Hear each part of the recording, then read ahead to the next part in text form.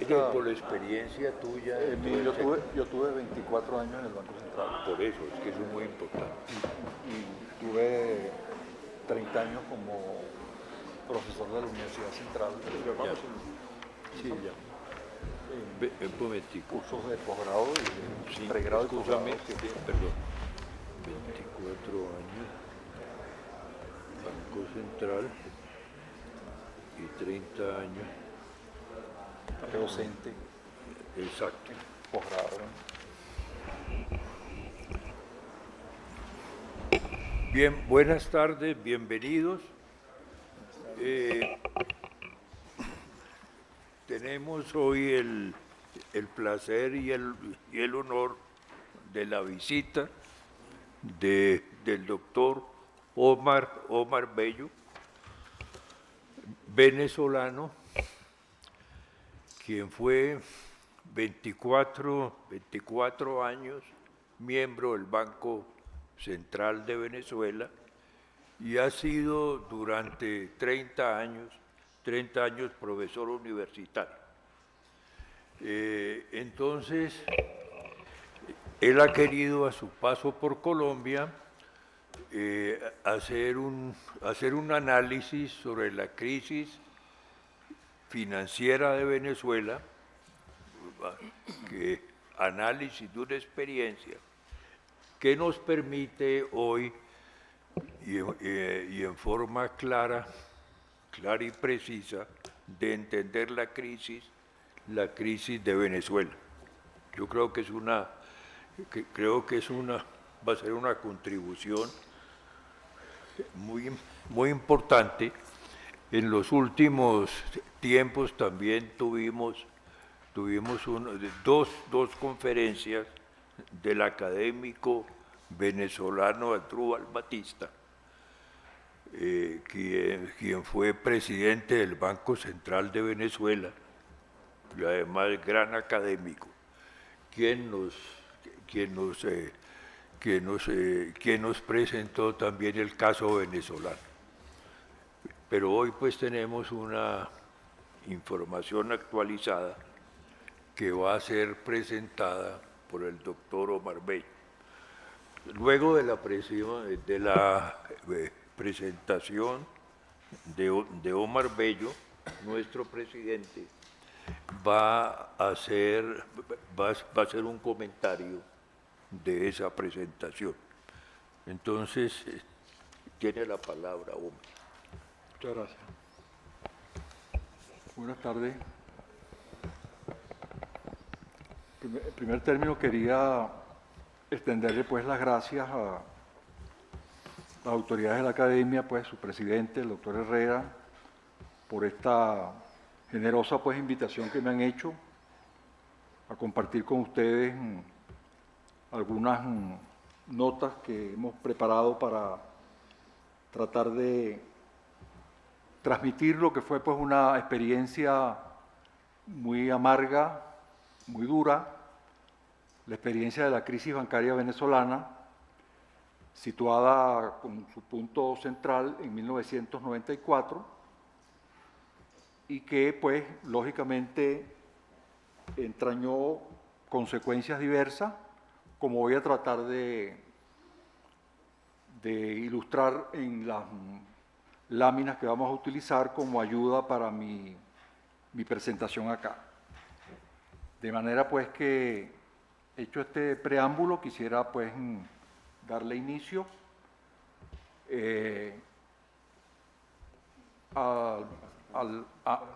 sí.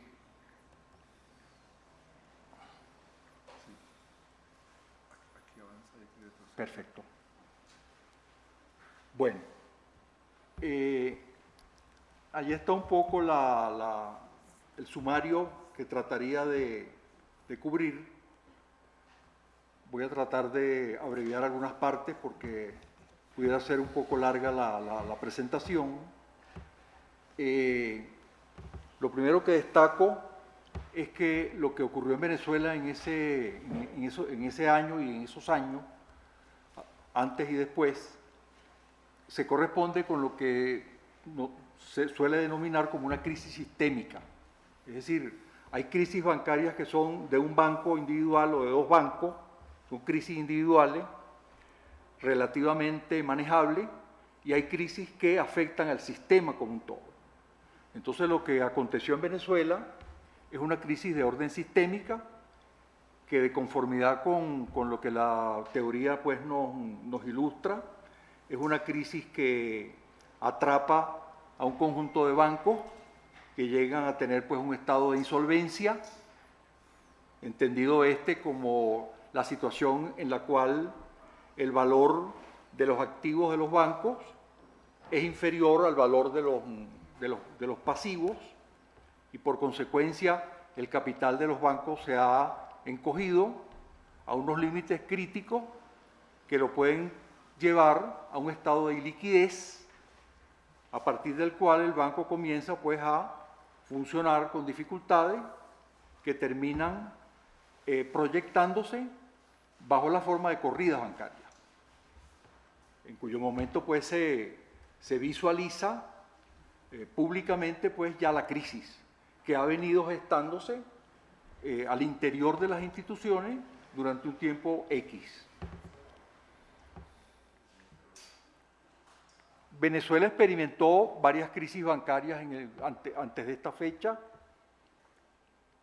pero en el 94-95 digo que fueron muy distintas las cosas, porque se trató de un acontecimiento de unas proporciones desconocidas. La crisis tuvo una dimensión, como pueden verlo allí, considerable. Estamos hablando de 75 instituciones financieras afectadas, de las cuales hubo 18 bancos grandes que eran vamos a decir, las cabezas de los grupos financieros, bancos hipotecarios, bancos de inversión, arrendadoras, etcétera. Esto afectó el 44% de los depósitos totales del sistema. Eso da una idea pues del tamaño de la crisis. Casi la mitad del sistema se vio afectada.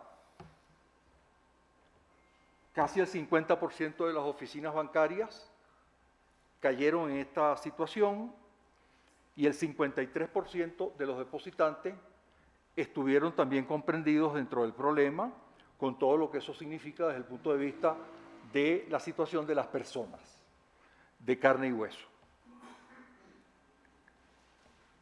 Los costos de la crisis están entre los más altos de las crisis financieras que han ocurrido en América Latina. Ocupa el 5º lugar según pues una clasificación, entre otras muchas, detrás de las crisis de Argentina, Chile, Uruguay y México, si se la mide por las transferencias netas que al final de todo esto tuvo que efectuar el Estado para evitar que el sistema colapsase como un todo. Esto se suele medir en términos de cuánto costó referido a la proporción que eso guarda con el Producto Interno Bruto que genera la economía de un país. Y en ese sentido, las estimaciones pues, que yo he conocido sitúan la crisis venezolana entre un 10 y un 13% del PIB, dependiendo de la fuente que se utilice. Pero por supuesto, los costos no solo fueron económicos, sino también fueron institucionales y sociales. Los costos institucionales se refieren a la vulneración de la independencia del Banco Central, que recién adquiría, porque el Banco Central tenía apenas un año de vida como banco con autonomía frente al gobierno, y la perdió a lo largo de la crisis, porque la crisis lo fue, digamos, comprometiendo. Y también, pues, creo que hubo un retraso en la implantación de una economía de mercado. La economía venezolana, pues, es una economía típicamente dirigida por un Estado de grandes proporciones, y quiso abrirse un camino de economía de mercado en el segundo gobierno de Carlos Andrés Pérez, y esa tentativa sencillamente fue fallida. Y eso tiene un costo para Venezuela que va a verse después que pasó esta crisis en los años, en los lustros siguientes. El costo social lo medimos por la declinación que esto produjo en el estándar de vida de la población venezolana a través pues, del impacto que la crisis tuvo sobre la tasa de inflación y la disminución pues, del ingreso real de las personas. Podemos dividir la crisis bancaria como un proceso. La crisis no es la que se produce el día en que hay el agolpamiento de la gente en las taquillas del banco, sino la crisis es un proceso que es como una enfermedad que se va gestando y que llega a un punto en que se precipita y el enfermo tiene que ser llevado al quirófano. En ese sentido hablamos de un estatus previo a la crisis, que era lo que había del sistema financiero antes de la crisis, y luego hablamos de un proceso de gestación de la insolvencia que va del 83 al 93, aproximadamente una década, un proceso de iliquidez crítica y de corridas de los depositantes, que es cuando revienta, y un proceso de colapso y de desenlace cuando se producen pues las intervenciones de los bancos que van siendo afectados. Allá hay un error en la lámina donde dice 2.994, es 1994, como pues cabe suponer, ¿no? La crisis bancaria siempre se explica por un conjunto de causas. Unas causas tienen que ver con la macroeconomía. Un país que tiene una macroeconomía sana, o donde hay una macroeconomía sana durante un tiempo largo, es más inmune a las crisis. Es como el enfermo, o es como la persona, digamos, que se vacuna y actualiza esa vacuna en el tiempo. Si yo no me vacuno, estoy expuesto a contraer determinadas enfermedades. Y así le pasa pues al sistema financiero. Si la macroeconomía no es funcional, el sistema financiero tarde o temprano va a recibir los impactos de esa desmejora que se produce en el manejo propiamente de la economía real. Pero junto con el tema de la macroeconomía, también las crisis bancarias se originan por prácticas anómalas, prácticas indebidas, ejecutadas por los bancos participantes o por las personas que administran los bancos participantes. Por eso hablamos allí de prácticas anómalas. En tercer lugar, yo agrego un tema de cómo se maneja el sistema político con el lobby bancario. Es decir, todos los sistemas bancarios, unos más, unos menos, tienen lobbies bancarios, grupos de presión que se mueven en la esfera parlamentaria, que se mueven en la esfera del Poder Ejecutivo para tratar de orientar las tomas de decisiones correspondientes en su favor. Eso ocurre pues en todas las sociedades, las economías modernas, y por supuesto que también pues lo ocurría en Venezuela, y yo lo destaco porque creo que allí hubo una debilidad del sistema político en relación a las gestiones que pudo hacer en su momento ese lobby bancario. Agrego un cuarto elemento a la explicación, que es la insuficiencia en la capacidad institucional del Estado venezolano. Es decir, para que un sistema financiero se maneje bien, ordenadamente, tiene que haber una buena regulación, es decir, unas buenas leyes que pongan el acento y focalicen la atención en la capitalización del banco, en la solvencia del banco. Si ese sistema de regulación no ahonda allí, ese es un sistema de regulación débil. Y ese era el caso venezolano.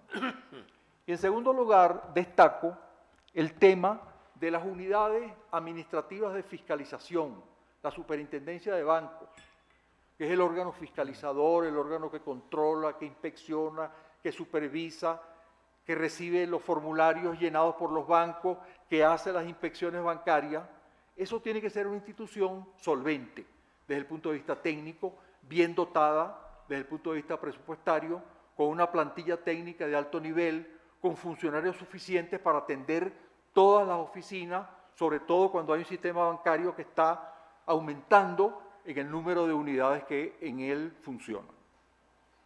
Entonces esos son los cuatro elementos pues, que desearía pues tratar de ilustrarles en algunas de las láminas que siguen. El punto del estatus previo a la crisis es que, como les dije antes, la insolvencia o el proceso de la crisis va gestándose de 1983 a 1973, una década. Lo que tenemos que preguntarnos es qué había antes. Y en qué había antes yo he tomado así los puntos que me parecieron más relevantes para decir que era un sistema financiero que se desenvolvía más o menos bien. Había un banco que quebró, el BND, en los años 70, había un banco que quebró en los 80, el Banco de los Trabajadores o el Banco de Comercio, dos bancos que quebraron, pero en general el sistema funcionaba. Era un sistema que estaba fuertemente apalancado, decimos sistema apalancado, que es un sistema donde los depositantes son los que están poniendo la plata de ese negocio. Un sistema con liquidez y rentabilidad que eran sostenibles. Venezuela tenía una economía con una tasa de inflación envidiable durante varias décadas. La tasa de inflación anual de Venezuela no llegaba al 3% anual, por lo cual pues, la banca se manejaba en el corto plazo y la banca hipotecaria daba créditos a largo plazo para que se desarrollara el sector de la construcción de vivienda. Ese sistema funcionó, los hogares venezolanos pudieron adquirir ese patrimonio familiar que son esas habitaciones que se produjeron en esa época. Los tipos de interés eran muy cómodos porque los bancos más eficientes se beneficiaban de los más ineficientes porque el tipo de interés se fijaba teniendo como referencia el más ineficiente, entonces el más eficiente ganaba más por ese diferencial con el menos eficiente. El sistema regulatorio era blando, como ya les he dicho. Las crisis bancarias eran individuales y el sistema bancario venezolano era un sistema que gozaba de un proteccionismo, en el sentido de que no había entrada de banca extranjera, salvo la banca que se había creado en los orígenes del sistema bancario venezolano. Eso quiere decir que había una barrera para que entraran bancos extranjeros. La banca extranjera tiene dos caras, una cara que puede ser ventajosa y una cara que puede ser desventajosa. La cara ventajosa es que la banca extranjera está regulada por autoridades en sus países de origen, con legislaciones más avanzadas que la legislación que podía tener Venezuela. Entonces yo prefiero tener un sistema bancario donde la banca española supervise a los bancos españoles que hoy funcionan en Venezuela, a no tenerla. Porque en no teniéndola, el único sistema regulador que tengo es el sistema regulador local. Gestación de la insolvencia. La insolvencia la pueden ver en esa lámina. Esta es una información de cómo fue reduciéndose la relación de capital activo de la banca desde 1980 a 1993. Fíjense que es un proceso sostenido de rebaja en esa relación. ¿Qué significa esto? Esto significa que a medida que pasó ese intervalo de tiempo, el aporte de capital que sostenía el sistema financiero se fue empequeñeciendo y fue desdibujando lo que son los índices ideales que hoy en día se sitúan en alrededor del 8%, que es el índice que fija la norma de Basilea, el Banco Internacional de Pagos de Basilea, que es la autoridad mundial que fija estos estándares. Los factores macroeconómicos que trato de resumir en esta tabla, pueden ustedes verlo. Tuvimos una economía con dos caras, una cara controlista y una cara liberal. Durante el periodo de controles, de mercados controlados, tuvimos ciclos de alzas y bajas. Ahí pueden ver ustedes cómo del 83 al 85 Venezuela tuvo una caída promedio real del PIB del 3.7% y luego un repunte en los años finales de esa década. Tuvo una inflación relativamente discreta de un 10%, 10.9%, que luego se elevó a casi el 30%, que es el momento en que la economía venezolana presenta su punto de inflexión inflacionario. Es decir, cuando deja de ser una economía estable, desde el punto de vista nominal, a una economía con rasgos inflacionarios. Eso se produce aproximadamente entre el 86 y el 88, que es donde está ese punto de inflexión. Y luego está el tema de las reservas internacionales brutas como porcentaje del PIB, y ustedes ven allí que después que se produce el Viernes Negro, en febrero de 1983, que caen las importaciones, las reservas internacionales suben, y por eso ustedes ven un valor positivo de 6% del PIB, que luego se transforma en una situación contraria, en la cual las reservas internacionales experimentan un descenso pronunciado. Esa situación luego la ilustro en el lado derecho, cuando se produce ya la tentativa liberal. La tentativa liberal es la del segundo gobierno de Pérez.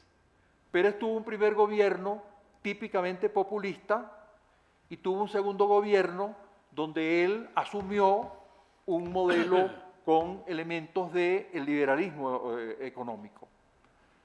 Y esa introducción del liberalismo tiene que ver con la situación financiera que presentaba Venezuela en ese momento, puesto que se encontraba entre los países más fuertemente endeudados del mundo y tuvo sencillamente que doblar el cuello para tocar la puerta del Fondo Monetario, y al tocar la puerta del Fondo Monetario y negociar con el Fondo Monetario y negociar con el Banco Mundial, tuvo que adquirir para su, digamos, panoplia de política económica propia elementos que eran inherentes a la economía, al modelo liberal.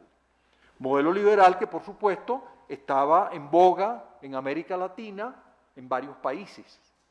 Ya teníamos la experiencia, por supuesto, primigenia de Chile, teníamos también ya la salida de México en esa misma dirección, como dos economías que más o menos sirvieron como referencia. Se tenían las referencias de liberalización en Bolivia. Bueno, en el periodo de liberalización, la economía tiene, como ustedes ven allí, un ciclo inicial de caída del producto en 1989, luego un ciclo donde la economía crece 7,2%, que es un crecimiento alto, y luego nuevamente un declive. Eso quiere decir pues que tenemos una economía con muchas fracturas de alzas y bajas, y esas alzas y bajas se transmiten sobre el sistema financiero, desmejorando la calidad de los balances financieros. Y eso es entonces lo que trato de recoger cuando hablo de o hago mención de estos factores macroeconómicos.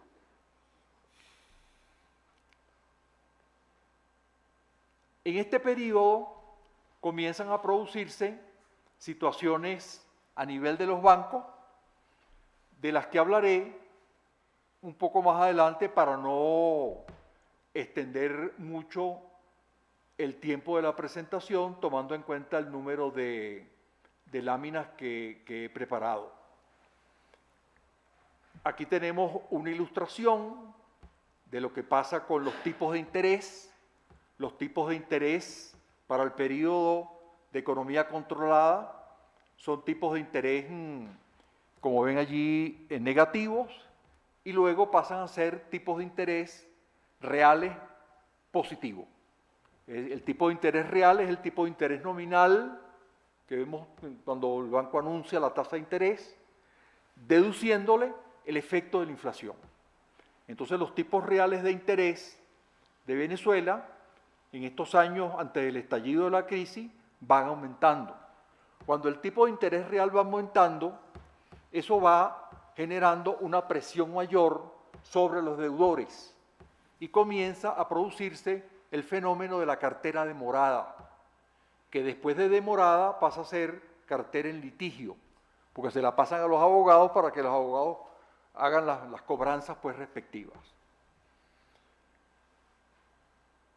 El segundo factor, junto con la macroeconomía, es el factor de las prácticas anómalas de los bancos. Los bancos en Venezuela incurrieron en prácticas anómalas, pero no todos los bancos incurrieron en prácticas anómalas, que es lo que yo quiero destacar ahora. Es decir, hubo una banca que estaba más comprometida con un papel como intermediador del crédito, intermediador financiero, es decir, la banca está aquí, yo recojo dinero de las unidades que tienen superávit y se lo presto a las unidades que tienen déficit. Esa es la banca, digamos, pura, la intermediación pura. Y junto con esa banca se desarrolló una banca heterodoxa que era más proclive a desarrollar negocios conectados con el banco, lo que se llama cartera relacionada, los autopréstamos. Esa cartera relacionada y esos autopréstamos es a los que me refiero cuando hablo de prácticas anómalas de la banca.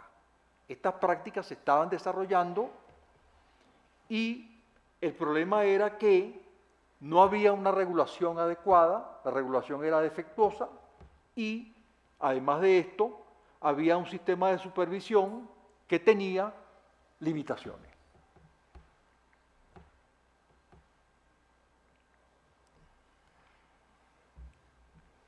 Aquí tenemos una mención más especiosa de algunas de esas prácticas anómalas, depósitos desviados hacia carteras relacionadas, autopréstamos,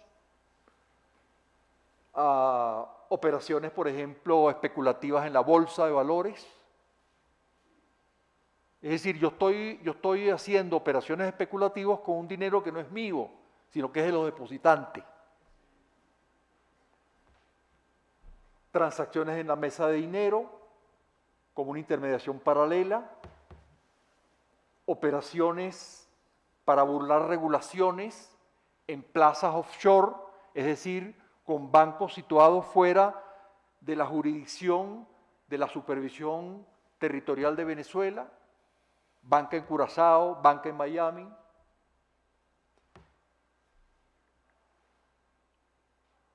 Eso condujo a que se estuviera dando un fenómeno de deterioro de la capitalización de los bancos que no era captado por el órgano regulador. El órgano regulador decía que el ratio de capital, que está allí en la línea trazada en amarillo, que ese ratio de capital estaba a la altura del 93 en 7%. Pero unas investigaciones alternas, no oficiales, situaban que no estaba en 7, sino que estaba en 2 y pico. Había una brecha entre la información oficial y lo que en la realidad podía estar ocurriendo.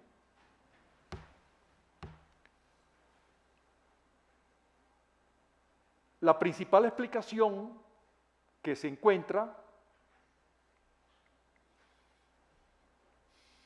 a esta anomalía es que los bancos creaban unos ingresos extraordinarios ficticios. Y esos ingresos extraordinarios ficticios terminaban engordando la utilidad del banco. Y al convertirse en utilidad, subía el patrimonio del banco y mejoraba el índice de capitalización que reportaban a la superintendencia de banco. Pero la superintendencia no indagaba de que esos ingresos extraordinarios eran operaciones dentro del propio grupo financiero. y de las empresas relacionadas con el grupo financiero.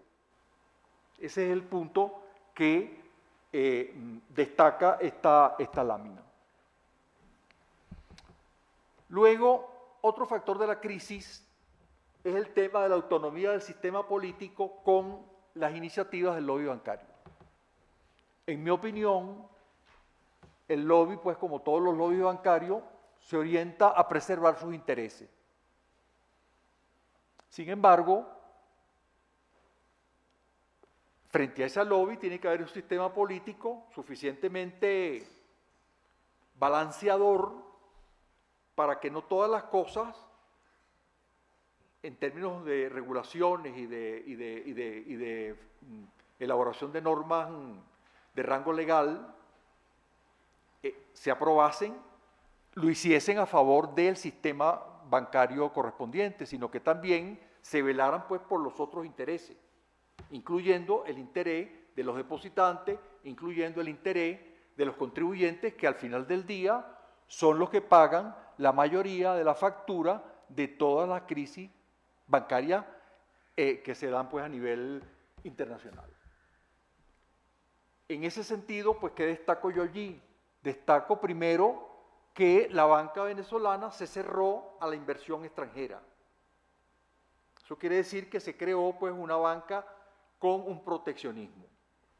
En segundo lugar, destaco que la banca venezolana se le debilitó la necesidad de su capitalización cuando se pasó de una relación 8 de depósito a 1 de capital a una relación de 20 de depósito a 1 de capital. Eso fue un error que yo llamo estratégico. Y luego se le amplió el campo de operaciones permitidas a una banca que no estaba bien inspeccionada, y a estos efectos, pues ese lobby tenía 3 fuerzas importantes a su favor. Uno, una institución que estaba en la ley de bancos, el Consejo Bancario Nacional, que tenía representación en el directorio del Banco Central. Otro, la Asociación Bancaria de Venezuela, que es el gremio de los bancos, el sindicato de los bancos, como entidad gremial, con mucho soporte técnico, superior al de la superintendencia. Y en tercer lugar, la presencia de banqueros en altas posiciones oficiales. El sistema político venezolano era proclive a otorgar ventajas al sector privado.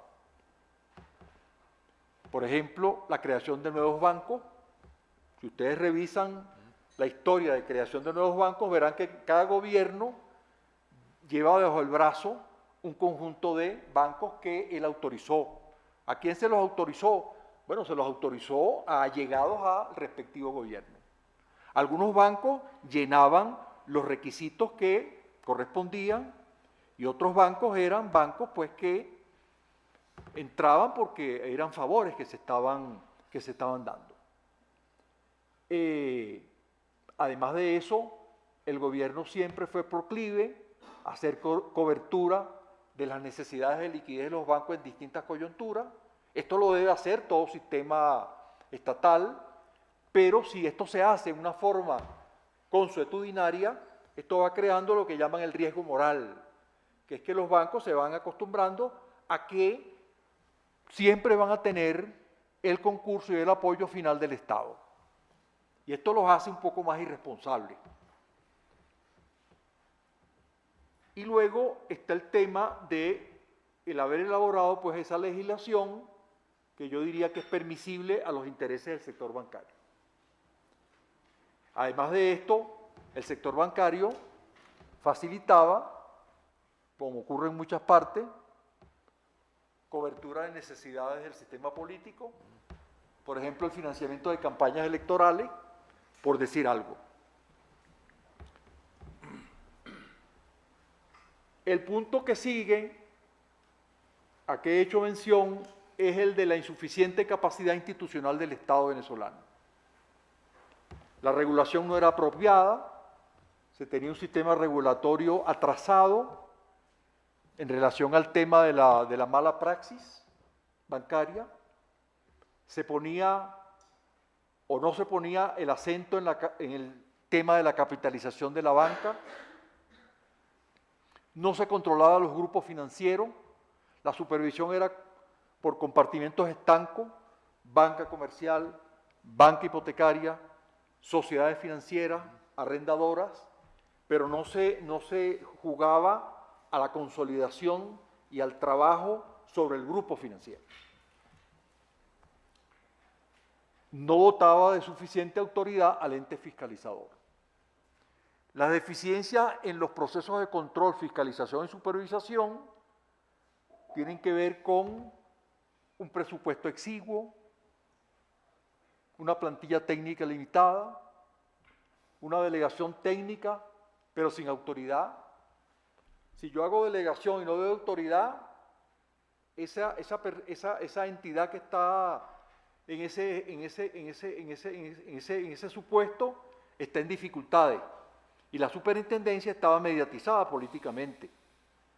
Entonces no tenía, digamos, la dureza que podía tener un órgano técnico, porque tenía al final del día que pasar por el filtro político.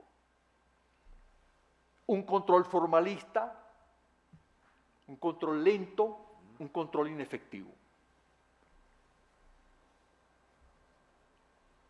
Se abrieron unas posibilidades de reforma financiera en Venezuela entre 1989 y 1993, pero ese tiempo se desperdició. Se trató de elaborar un marco legal suficientemente actualizado que reforzaba la superintendencia de banco, que desarrollaba al Fondo de Garantía de los Depósitos, que privatizaba algunos bancos del Estado, que impulsaba los fondos de pensión tratando de buscar un régimen mixto donde hubiese el sistema de reparto con fondos fiscales y el sistema de capitalización. Infortunadamente, esta reforma financiera no avanzó. El Parlamento venezolano obstruyó la reforma, es decir, corrió la arruga, arrastró los pies, la discusión legislativa se atrasó en demasía y mientras esa discusión legislativa avanzaba la insolvencia bancaria. Es como que se estuvieran desmejorando las instalaciones eléctricas y se siguiera manteniendo pues la casa con todos los servicios eléctricos abiertos. Era el momento, en 1990, de haber aprobado la reforma de modo expeditivo y de haber entonces entrado a hacer una inspección a fondo de la situación bancaria para tomar las medidas preventivas que tenían que haberse adoptado en ese momento. Eso no ocurrió. La nueva ley se dictó, como decimos un poco más adelante, años después, y además de eso, unas regulaciones prudenciales que obraban también a favor de una mayor vigilancia sobre los activos bancarios, tampoco se aprobaron. Y en eso pues influyó el trabajo que hizo el lobby, ralentizando el proceso de toma de decisiones y posponiéndolo para el segundo semestre de 1993, cuando ya la crisis estaba encima.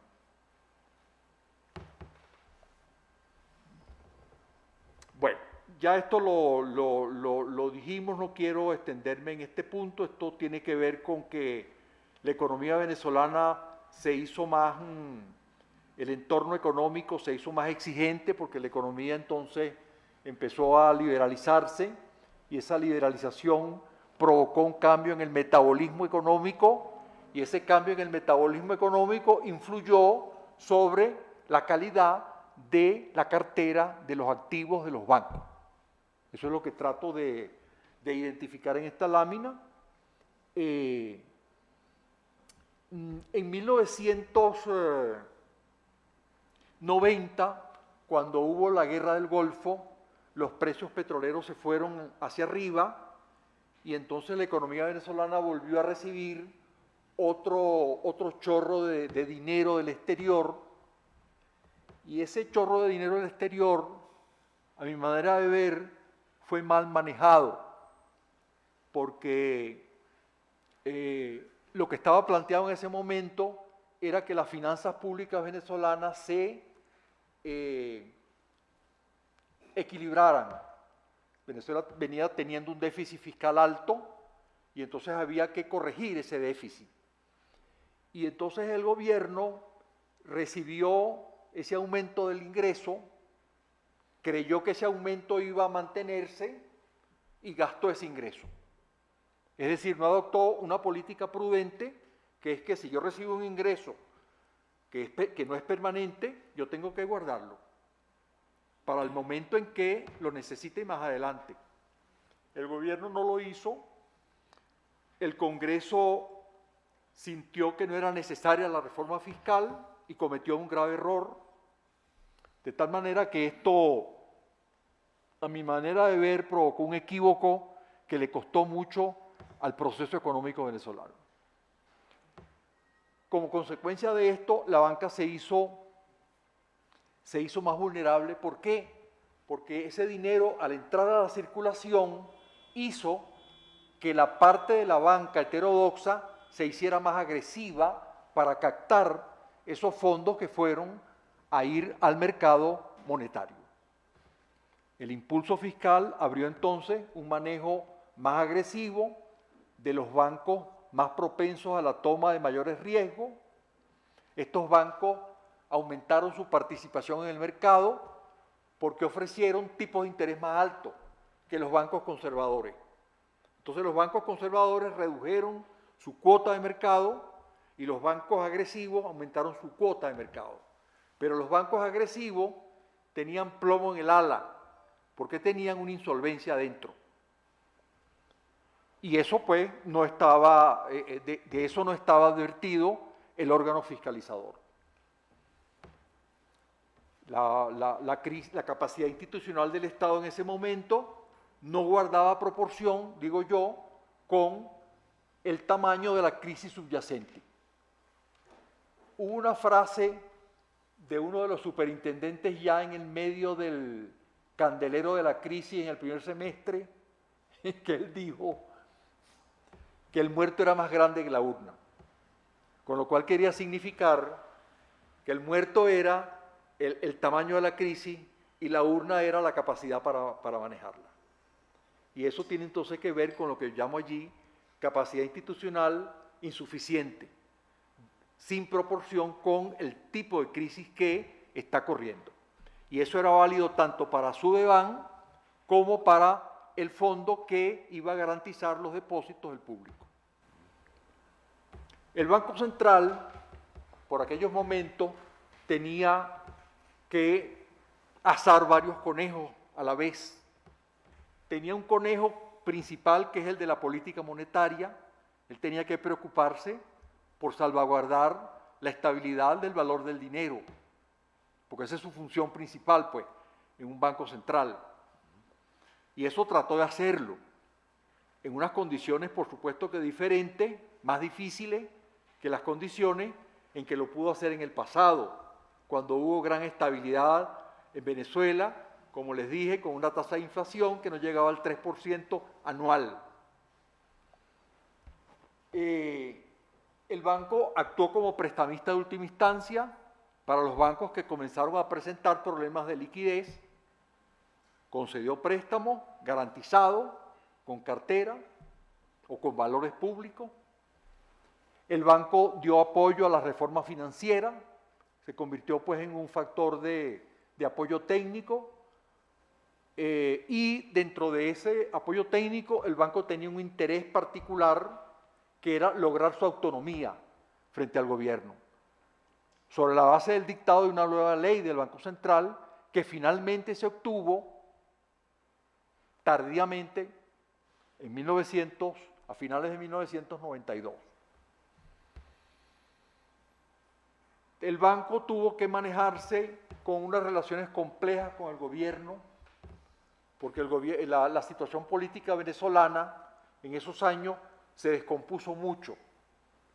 Recuerden ustedes que en 1992 se produce el golpe de, las tentativas de golpe de Estado de Hugo Chávez en febrero del 92 y luego de los militares de más alta graduación en noviembre de ese año.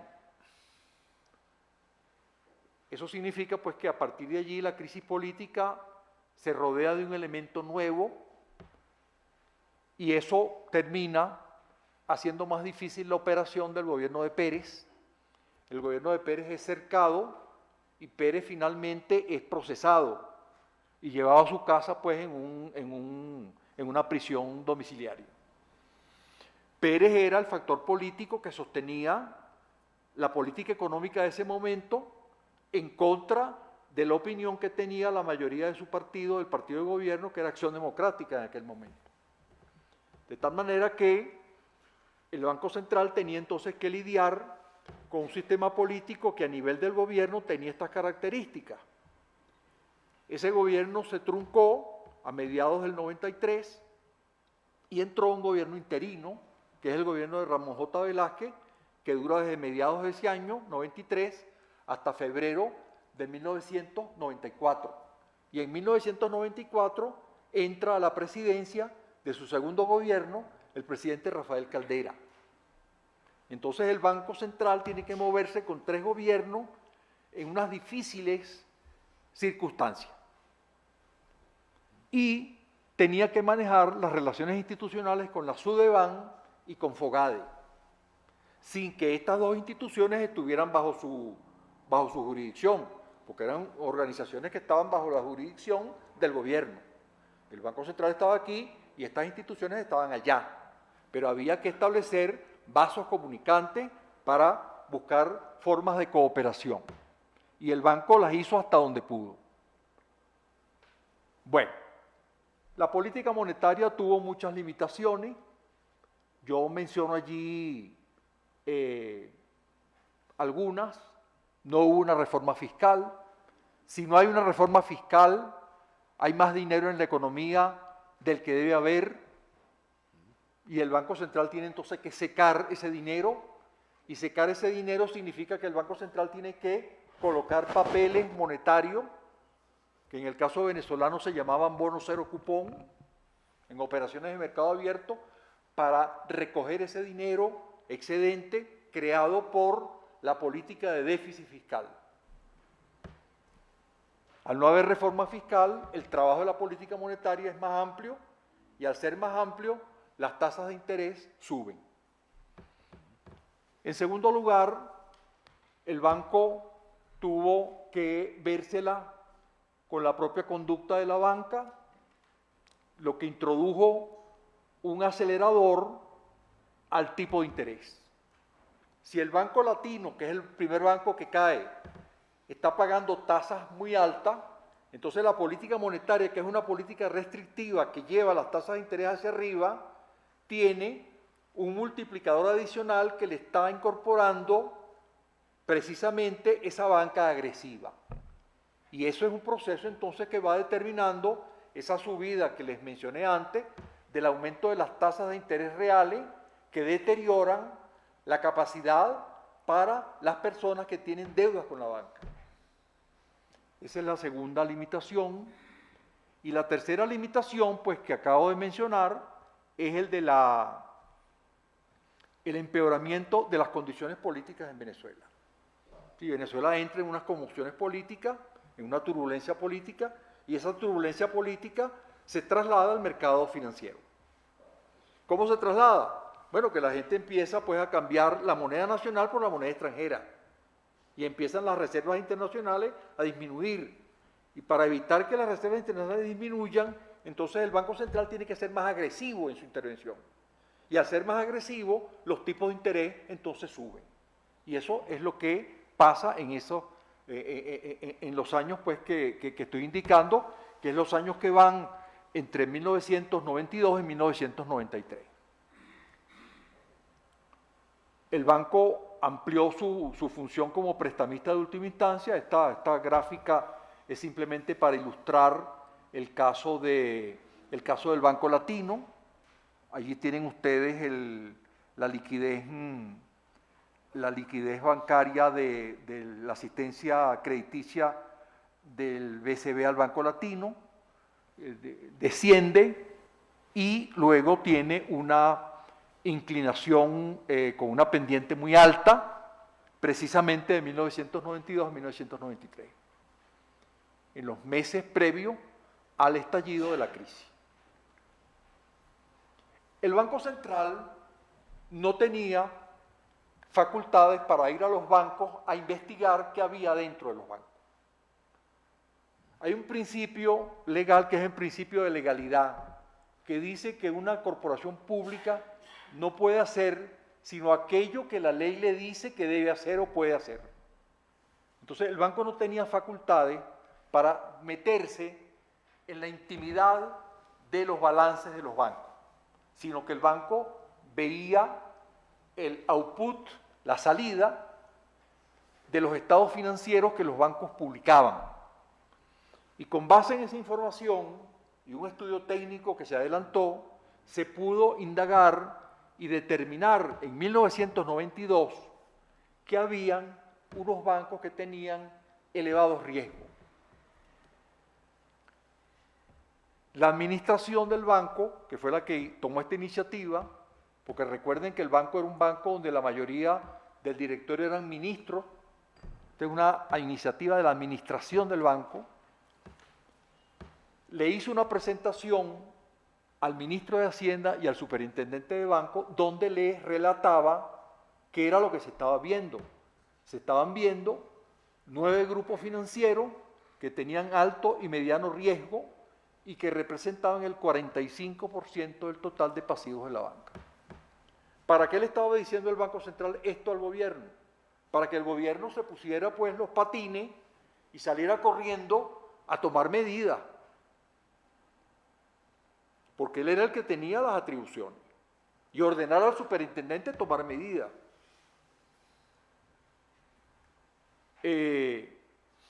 Este discurso del banco, esta presentación, este documento, esto quedó pues allí envuelto en la crisis política.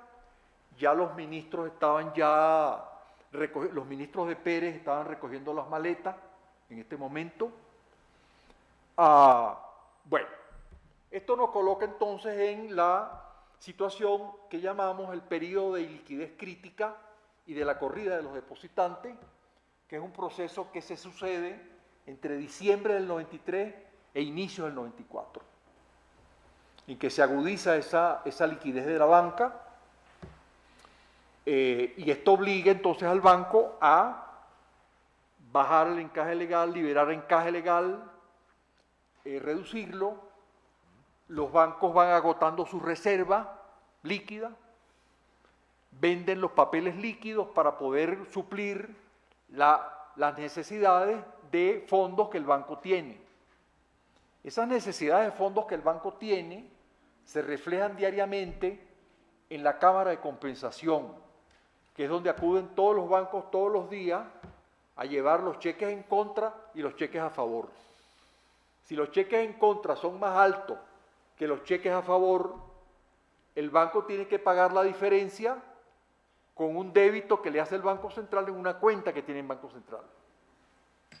Pero si el banco no tiene en esa cuenta los fondos suficientes, ahí hay un problema. Eso lleva a los bancos a acudir al mercado overnight. En el mercado overnight hay unos bancos que están pendientes de que llegue el banco que necesita para prestarle y cobrarle tasas que pueden ser muy altas. Simplemente como una digresión, en estos momentos hay un problema muy serio de liquidez de la banca en Venezuela y en el overnight se está pagando 130%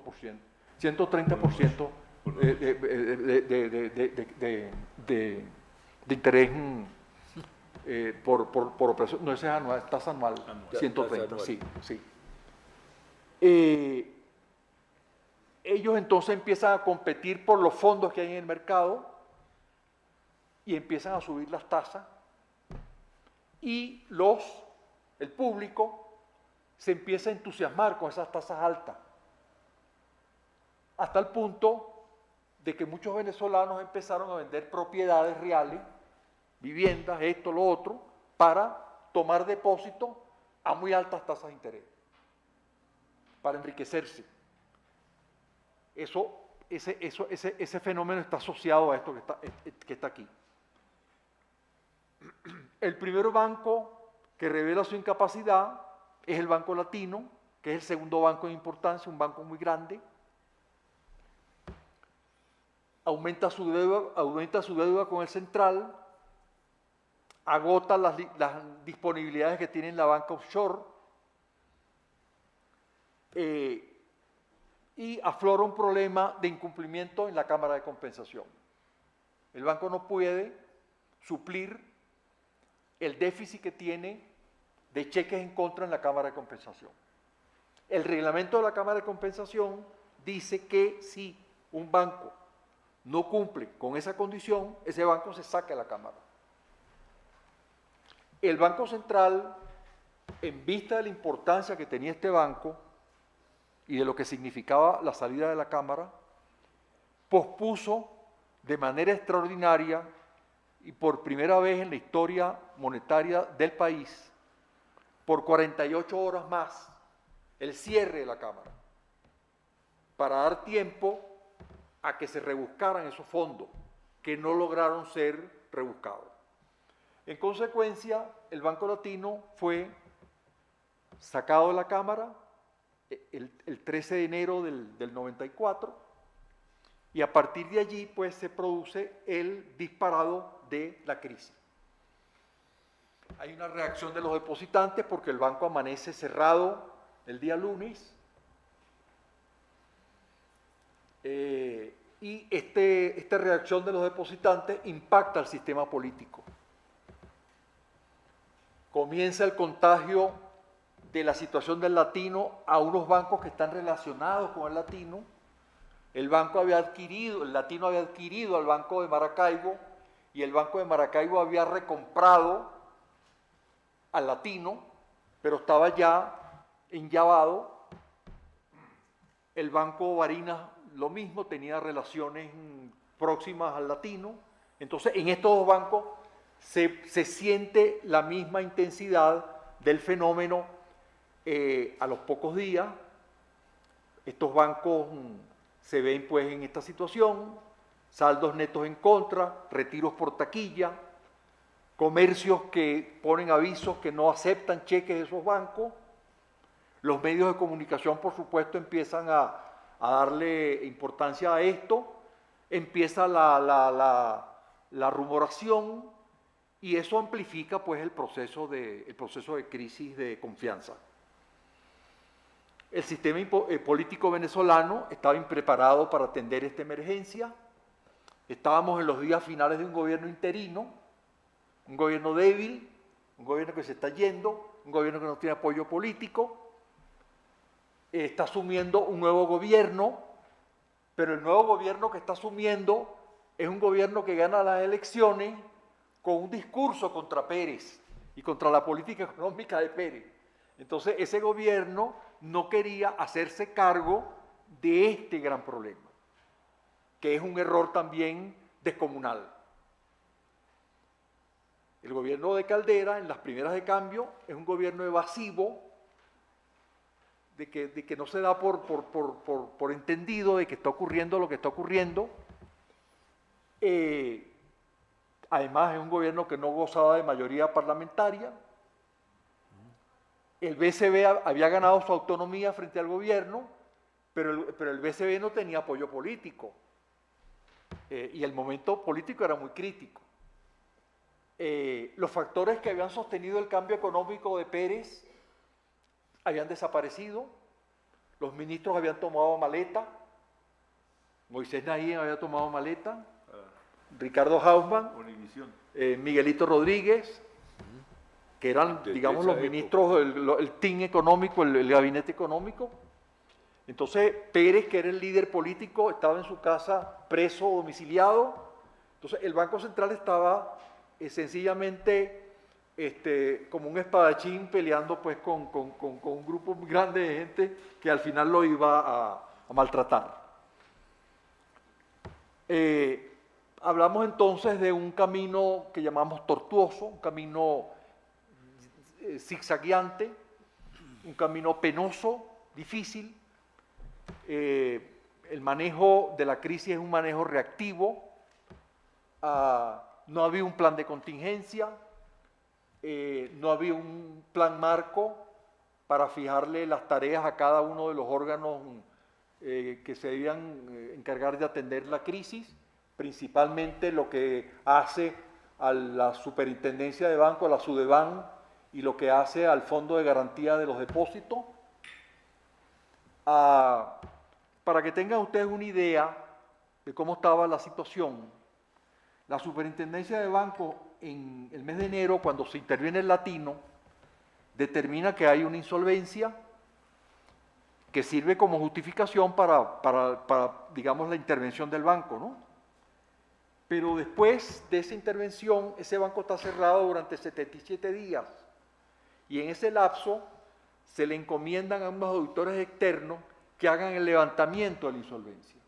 Y el levantamiento de la insolvencia que hacen esos auditores externos es, como se dice allí, 50 veces más grande que el que había dicho la superintendencia en el mes de enero. Porque el banco tenía un tercer banco por detrás, que no estaba contabilizado. Entonces, reactivo, una administración por crisis, con información precaria, porque no es lo mismo que yo diga que el hueco es de 14.000 millones de bolívares, a que diga que es de 14.000 por 50, son dos cosas diferentes. Es un gobierno apremiado por la reacción de los depositantes, un parlamento apremiado. El sistema político, creo yo, asumió una defensa inmoderada porque los depositantes tenían su derecho y había que garantizar los depósitos de ellos, pero los depósitos que estaban garantizados en la ley, los que no estaban garantizados no se podían garantizar, porque al garantizarse aumentaban el costo de la crisis, como en efecto ocurrió. Por eso digo, una defensa inmoderada. No había cohesión institucional, no había un eje que dirigiera pues, un Estado mayor para esa crisis. Los ministros de Hacienda eran evasivos, distantes.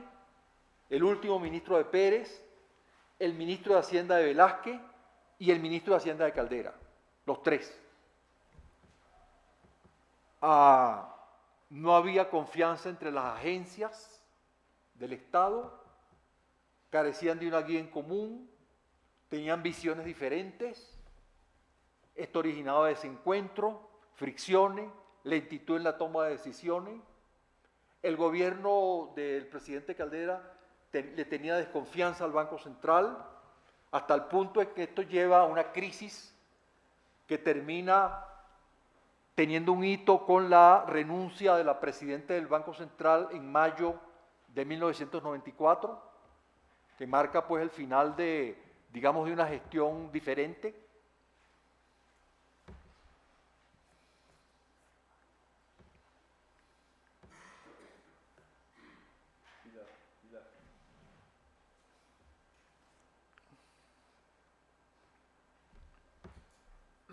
En la fase más avanzada del colapso, que se sucede a fines del primer semestre del 94, el gobierno, además de todas estas dificultades, tomó un camino que yo llamo un camino signado por rupturas institucionales, porque la medicina a la que apeló fue una suspensión de garantías, y esa suspensión de garantías entonces le permitió declarar la emergencia financiera, pero esta es una declaración de emergencia financiera varios meses después que la crisis ha avanzado. Es decir, este es el cuerpo de bomberos que llega después que el edificio está calcinado. Declaración de la emergencia, concentración de funciones en una junta que está presidida por el ministro de Hacienda con doble voto. Se reduce el papel del Banco Central y de la política monetaria del Banco Central. se produce la renuncia de la presidenta, el banco toma el control de los bancos, de los nuevos bancos que van cayendo, porque esta es una crisis de 4 olas sucesivas. Es decir, hay una confiscación, hay una compra compulsiva del capital, de las acciones de estos bancos, un bolívar por cada acción, suspensión del debido proceso porque sencillamente no hay garantía, decisión de recapitalización y de reflotación de los nuevos bancos intervenidos, pero a unos sí y a otros no, lo que decía antes. El gobierno tiene bancos afectos y bancos desafectos. A los bancos afectos, entonces les doy un tratamiento así, y a los no, les doy un tratamiento diferente, y eso se refleja en este tema de la recapitalización y reflotación. Ya voy a indicar cuáles son los bancos, y impone un control de cambio. Porque, bueno, el proceso de la crisis bancaria ataca al bolívar, ataca las reservas internacionales y, por supuesto, hace que las cosas se compliquen en materia del sostenimiento de las reservas internacionales.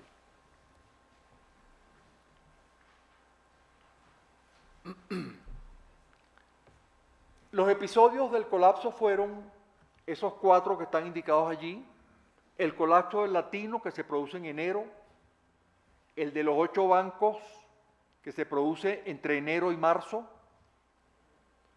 el de los 5 bancos, que se produce entre agosto y diciembre del 94, y el de los 4 últimos bancos en enero-febrero del 95.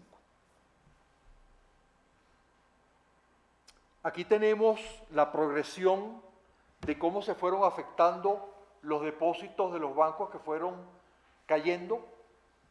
9% representaba el Latino del total de depósitos del sistema. 24% cuando le sumamos el segundo grupo.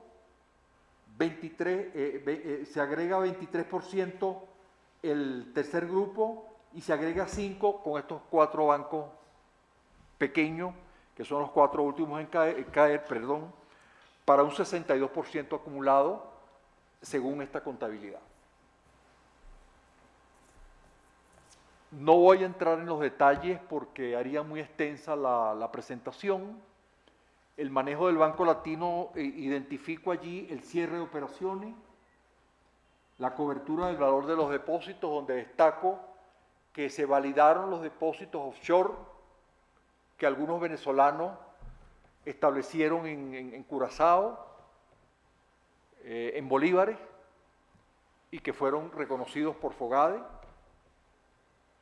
La reapertura 77 días después, cuando el banco ya estaba, era un banco descerebrado, para usar una figura, ¿no?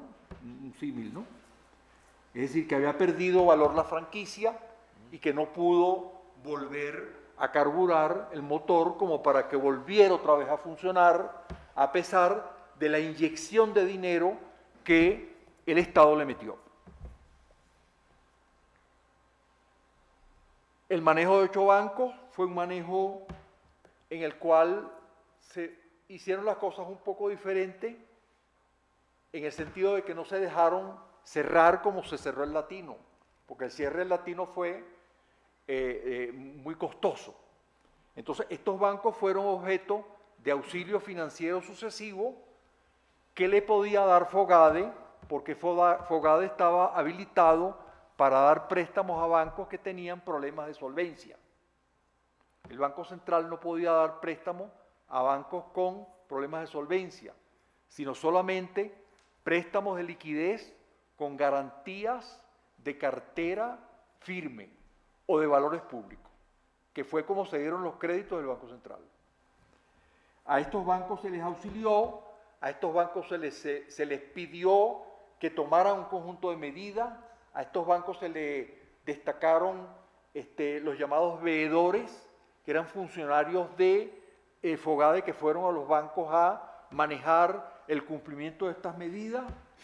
Fogade negoció con los propietarios para que los copropietarios recapitalizaran, pero este proceso no fue un proceso que llegó a lo que se hubiera deseado que hubiese sido esa recapitalización, por lo cual, al final, en el mes de junio, se produjo la intervención de todos ellos y posteriormente se produjo el cierre y la liquidación y la cobertura de los depositantes que estaban amparados por la ley a través de ese fondo de garantía de depósito del FOGADE. Ese es el segundo bloque de bancos. El tercer bloque es el de los 5 bancos, donde caen dos bancos grandes, el Banco de Venezuela, que es el banco más antiguo de Venezuela,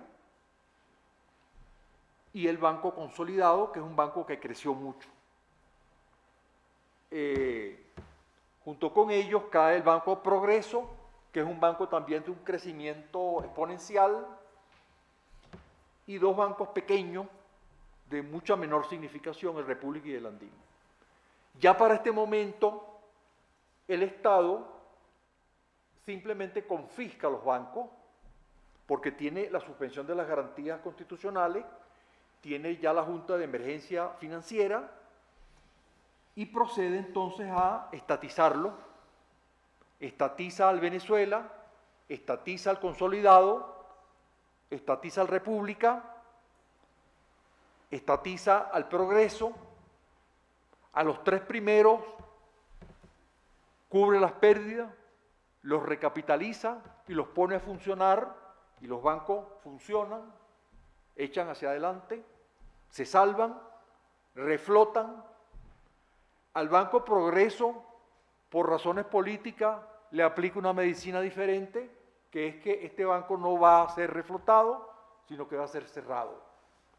Y entonces se cierra y sus depósitos entonces se producen las llamadas migraciones de depósitos de este Banco Progreso hacia el Venezuela, hacia el Consolidado, que sí están funcionando y que sí están activos, en cuyo caso los depositantes pueden ir al Banco de Venezuela y retirar pues el dinero que el día de ayer tenían en el Banco Progreso. O sea, el Banco Progreso era un banco que se había beneficiado de depósitos oficiales en el pasado. Entonces es un banco que es castigado, un banco con prácticas anómalas, pero un banco que es castigado políticamente.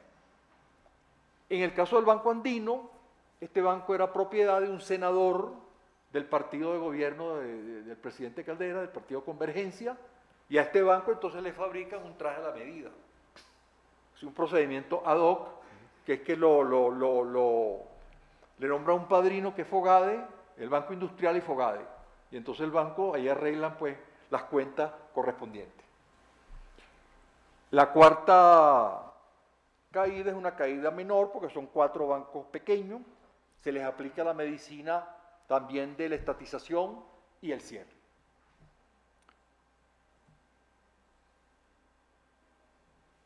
Bueno, seguimos entonces.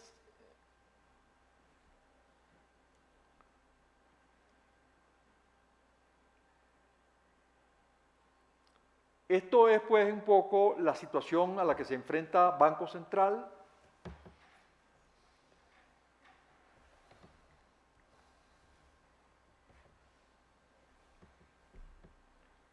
Esto podemos pasarlo porque no deseo consumir tiempo más allá del necesario. Regresemos al anterior porque sí me interesa destacar este punto. El sistema de apoyo financiero que Fogade le dio a los bancos mencionados antes con problemas de solvencia se materializó del siguiente modo. Fogade no tenía fondos suficientes para hacer esta tarea, porque el capital de Fogade, que era con los aportes de los bancos, era un capital que se había construido para una crisis bancaria pequeña. ¿Ok? Entonces Fogade no tenía recursos para una crisis tan grande. en primer lugar. En segundo lugar, Fogade, esos aportes los había colocado en algunos de los bancos, perdón, siniestrados. Entonces, el dinero que Fogade tenía en el Banco Latino no existía. El gobierno tenía un déficit fiscal. Esto quiere decir que el gobierno no tenía fondos. El gobierno no tenía una ley de crédito público que le hubiera permitido emitir deuda y con esta deuda haber hecho operaciones financieras a través de las cuales hubiese hecho el fondeo de Fogade. Es decir, Fogade era una institución minusválida para una crisis muy grande. Entonces, el Banco Central, en la nueva ley de banco, aprobada a fines del 93 y que entró en vigencia el 1 de enero del 94, cuando ya la crisis había estallado, porque los parlamentarios no fueron capaces de aprobarla en 1990, que era cuando han debido aprobarla, el Banco Central, había una disposición en la ley que decía que el Banco Central le podía brindar asistencia financiera a Fogade, con garantía en los aportes futuros de Fogade y de sus propios activos. Entonces, en base a esta figura, fue como pudo construirse un flujo de fondos para que el sistema financiero venezolano no se cayera el techo completo. Banco Central, entonces, entra a fondear a Fogade y Fogade fondea a los bancos para que los bancos se recapitalicen y ver cuáles se pueden recuperar y cuáles hay que cerrar, etc. Cuando el Banco Central hace esto, está incurriendo en un gran sacrificio, porque esto obra en contra de la política monetaria.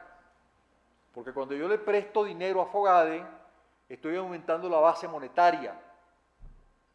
Y por un lado yo estoy aumentando la base monetaria, y por otro lado la estoy contrayendo, porque hay mucha base monetaria en el sistema. Entonces el banco empieza pues a verse muy apremiado, y por supuesto esto le generó pues críticas que a mi manera de ver no son fundadas, porque el costo de no hacerlo era mayor que el costo del sacrificio de la política monetaria que debió afrontarse en ese momento. Y así fue como se hizo. Y tuvo, como ya dije, un costo muy alto.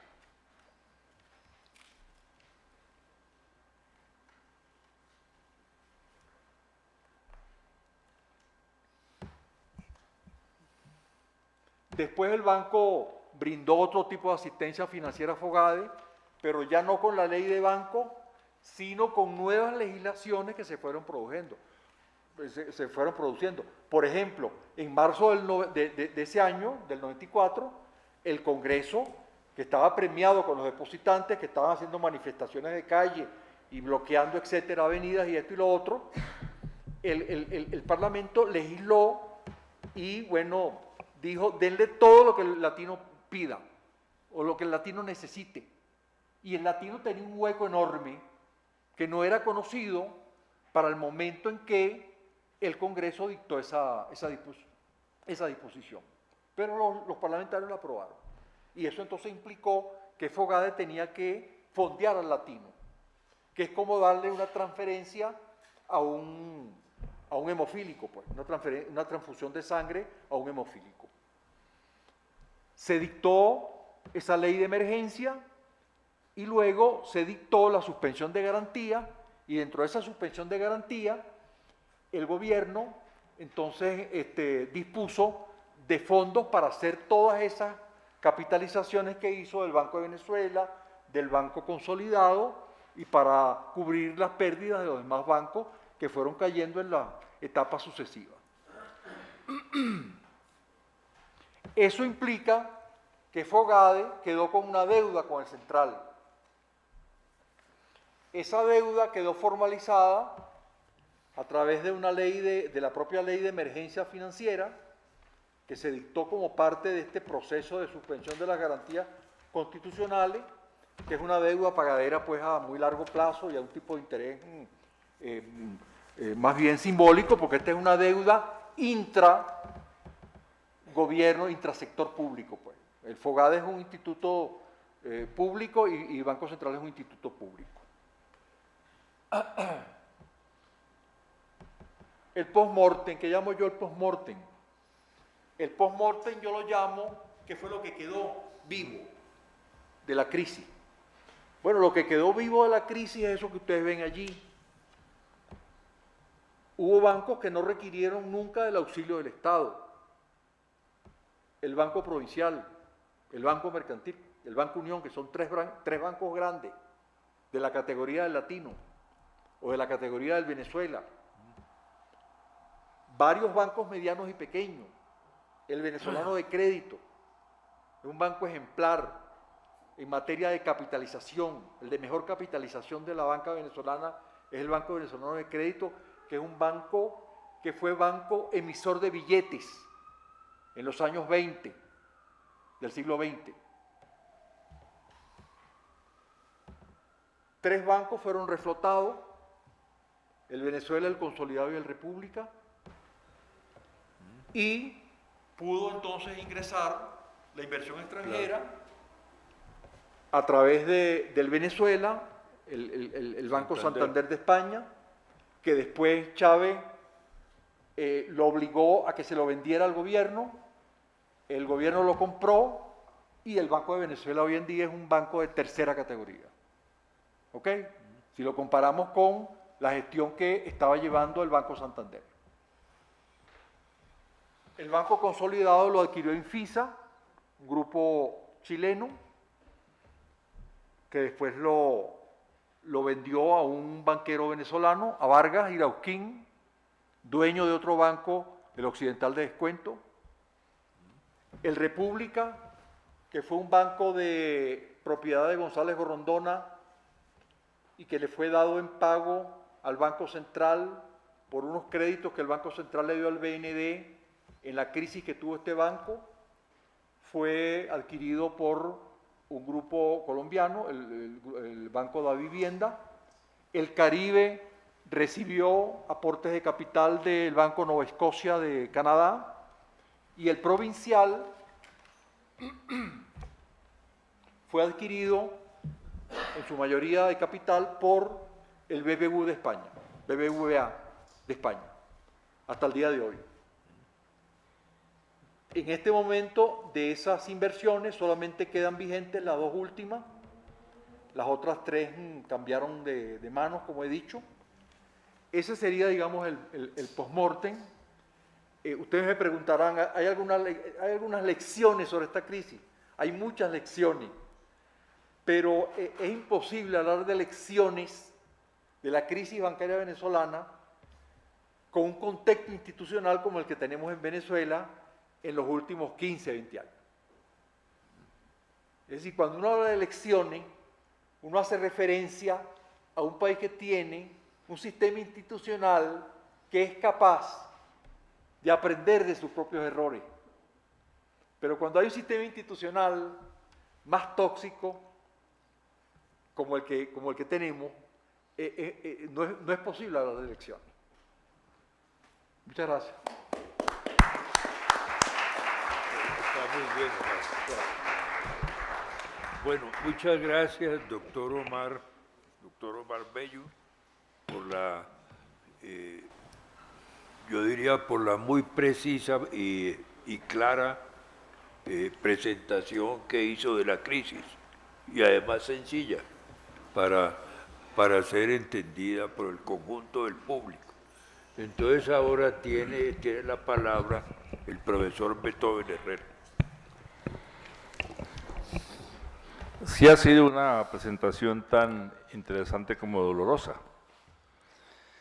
En los escritos del doctor Bello se habla de prácticas anómalas, un adjetivo bastante benévolo para lo anómalo. Y aparece lo de siempre, la cartera escondida, el trasvasamiento del ahorro para hacer banca de inversión, la apropiación de fondos del banco para que lo usen sus ejecutivos.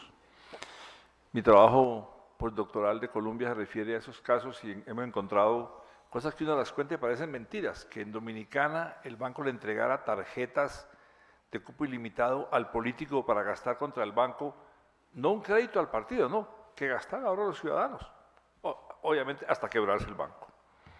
Uno puede decir, es un país tropical caribeño. España le entregó tarjetas Black a un señor llamado Rodrigo Rato, que venía de ser gerente del FMI, y está preso. Esas prácticas no son ni nuevas ni muy innovadoras.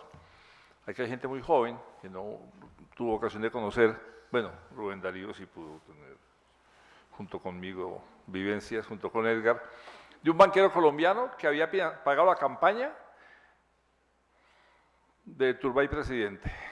Era primo de Mikkelsen presidente. Había puesto de empleado suyo en la NIF a Samper antes de ser presidente y empleado suyo Betancourt antes de ser presidente. ¿Alguien podría controlarlo?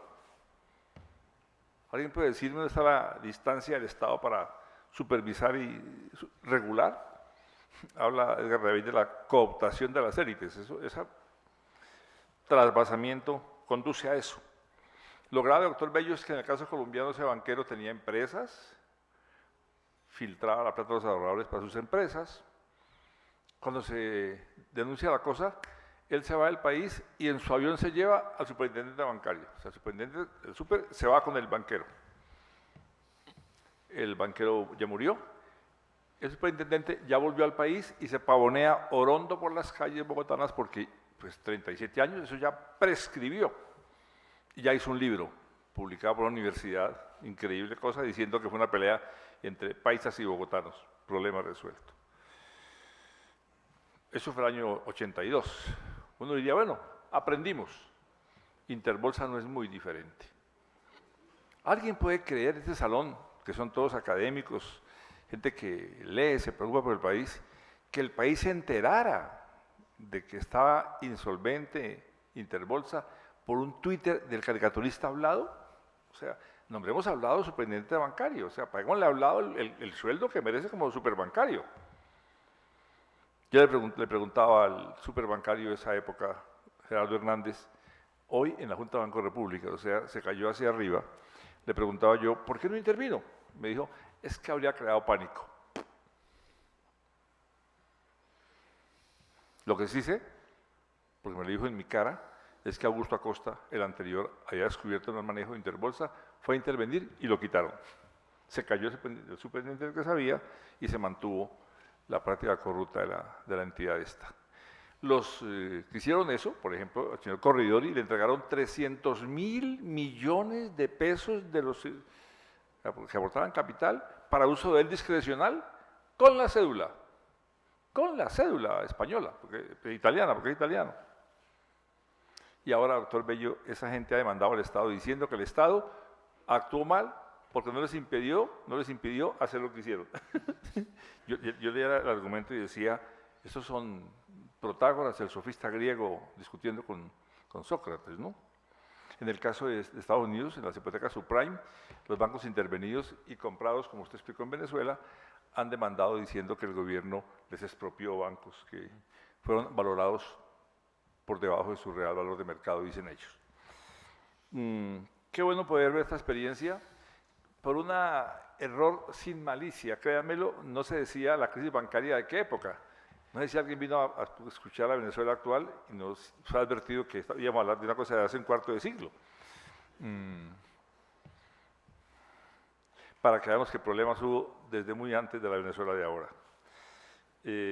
Los que hemos estado siguiendo a Venezuela, hemos estado allí muchas veces, vemos cosas que sí son lecciones, doctor Bello. Una lección, por ejemplo, es que un país que tiene semejante renta petrolera, como llama Baptista Drubal, que no es un producto, sino una renta que nadie la produjo. ¿Quién sembró el petróleo? ¿Quién cultivó ese pozo? Pues la sedimentación del hidrocarburo por milenios. Pues bien, eso ha generado lo que llaman pereza fiscal, generó, como usted ha dicho en sus escritos, una no reforma fiscal oportuna, generó una sobretamaño del Estado en su volumen, en sus empresas públicas, en aluminio, en acero, en todo esto, que obviamente los bancos no eran el flujo sanguíneo para esa inversión productiva que tenía o deuda externa o que tenía la renta petrolera.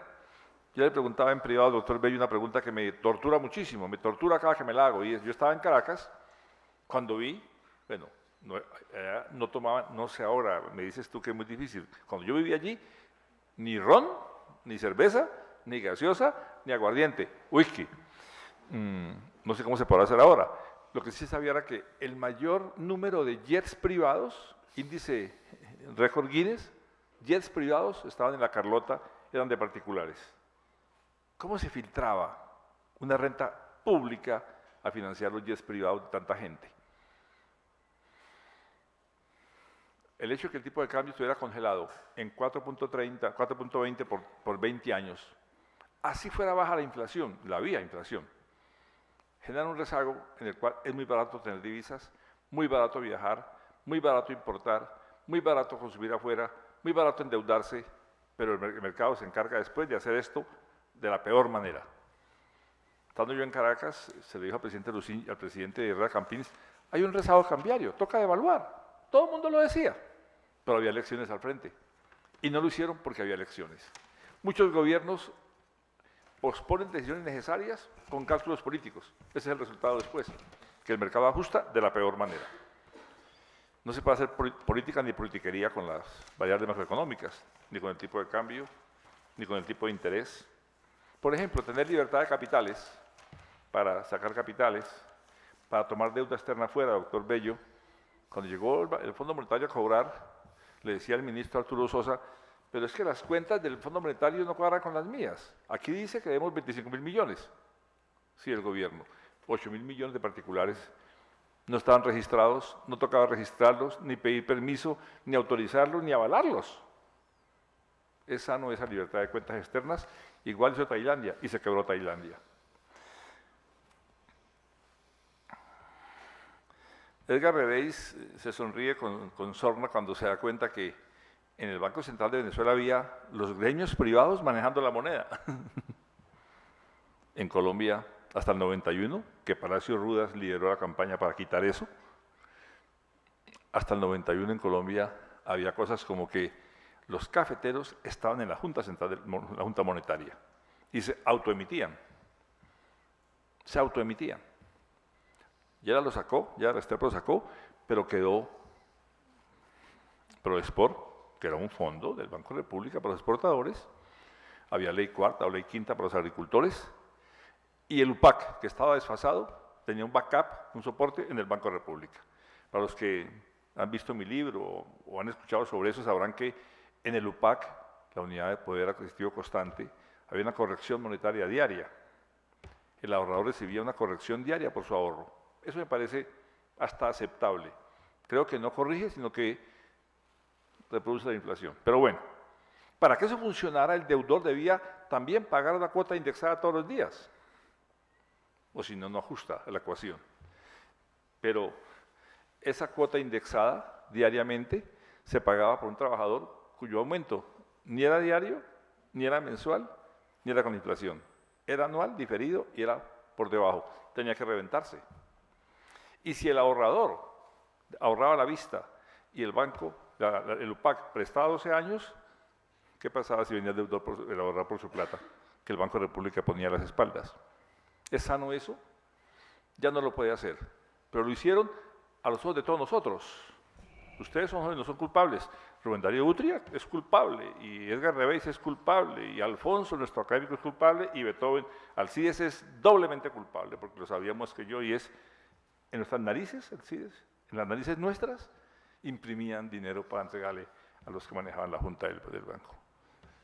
Cierro ahí para no saturarlos, ha sido maravillosa la presentación del profesor Bello, bienvenido a Colombia, esta es su casa. Yo quiero hacer una reflexión política. Estamos celebrando la independencia nuestra, 200 años, en agosto se cumple el puente de Boyacá, y uno se pone a estudiar, ha escrito un texto al CIES para celebrar nuestro bicentenario de independencia, que hubo venezolanos que vinieron a luchar aquí.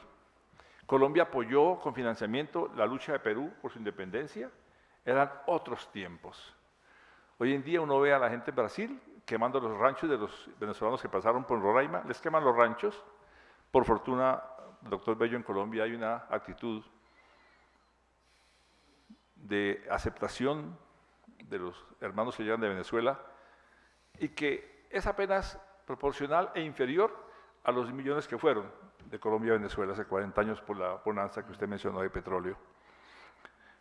Quiero recomendar, termino con eso, un estudio de FEDesarrollo que dice cosas muy importantes. La primera, que el promedio de edad de la gente que fue de aquí para allá hace 40 años era más alto que el promedio de edad de los que han venido para acá en los últimos 5 años.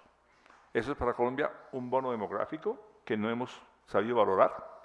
No sé si el doctor Bello sabe que en Colombia se nos perdieron 5 millones de personas. Se nos perdieron 5 millones, no por desaparecidos, que sí hay, o falsos positivos, que ojalá no vuelvan, sino porque el DANE, entidad estadística nuestra, hizo el censo y nos dio 5 millones menos. Es un leve error marginal en estadística, 9 millones no es mucho, es el 9%. Eso en estadística es una cosa, digamos, se puede ser desechable. El 9% no es mucho en un censo de población. Dice FEDesarrollo que, además de la menor edad de los que han venido, que son ni la mitad de los que fuimos de aquí para allá, hay que decir que vienen más calificados también que los que fueron de Colombia para allá, según FEDesarrollo. De modo que, según FEDesarrollo, la presencia de hermanos de Venezuela en Colombia es un gran bono demográfico que invita a tratarlos bien, como corresponde, como hermanos que somos, que se formalicen, para que no sean explotados laboralmente, que tengan sus condiciones laborales de salud y demás, porque lo necesitan, y un no vehemente a la xenofobia. ¿Mañana vota Europa, Edgar? ¿La votación de Europa es mañana o pasado? ¿La votación europea esta semana? Y la derecha xenófoba, hoy subió, la señora Le Pen subió 2 puntos, esperamos que sus posiciones no prosperen. Se ha prolongado mucho esta presentación, sería un poco antidemocrático no dar la palabra, vamos a dar la palabra, ojalá pregunten los jóvenes que nunca han preguntado. Si quiere preguntar quien pregunta siempre, pues puede preguntar quien pregunta siempre porque está en su casa, pero invitaría a que los jóvenes que vinieron para escuchar al doctor Bello preguntaran. Yo quiero entregarle este símbolo con mucho respeto y aprecio. Es una artesanía hecha por jóvenes venezolanos informales en Colombia, hecha con bolívares de Venezuela, que ya son un recuerdo para la artesanía. Con dolor y con sentimiento, un recuerdo de Colombia. Gracias. ¿Alguien quiere hacer una pregunta para que el doctor Bello pueda responder y nos vamos? Ya está un poco prolongado. Adelante, por favor.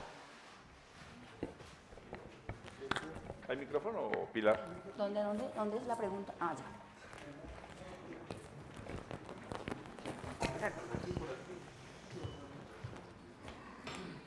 Vea, señor.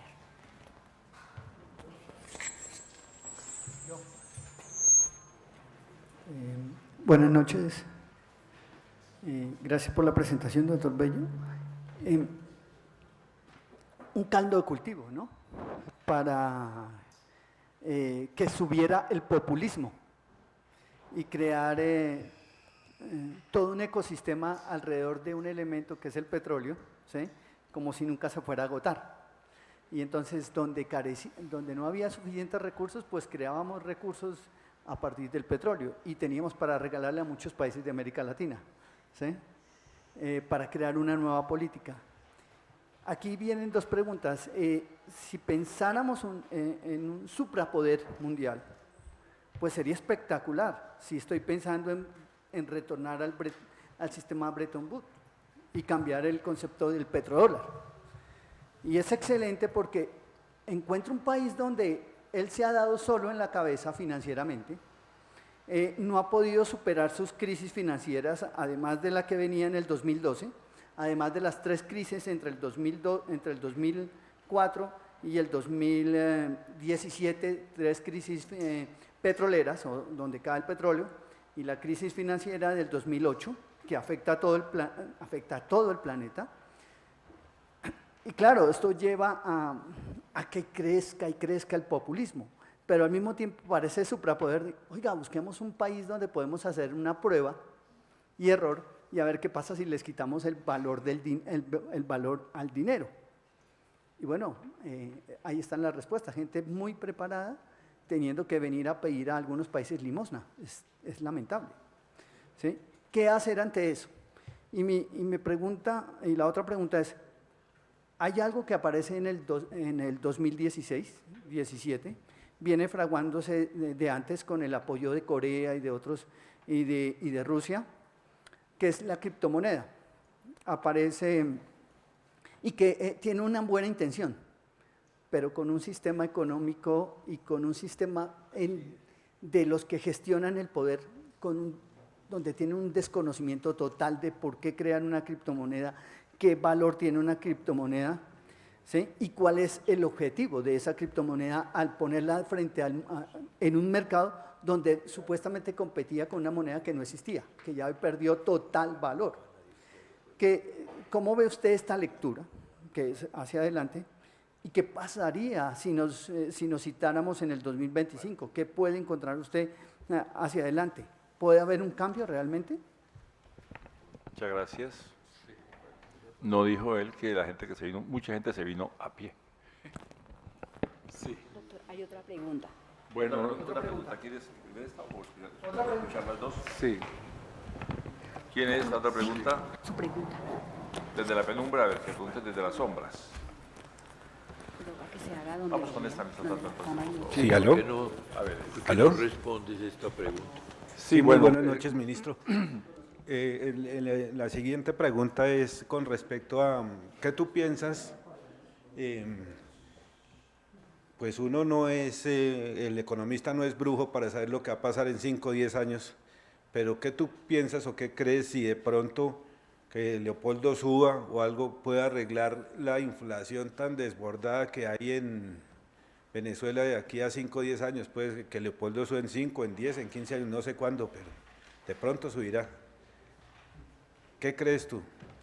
Sí. Bueno, en referencia al primer planteamiento, que más que pregunta es una reflexión, pues lo que usted hizo. Gracias. Es difícil dar digamos,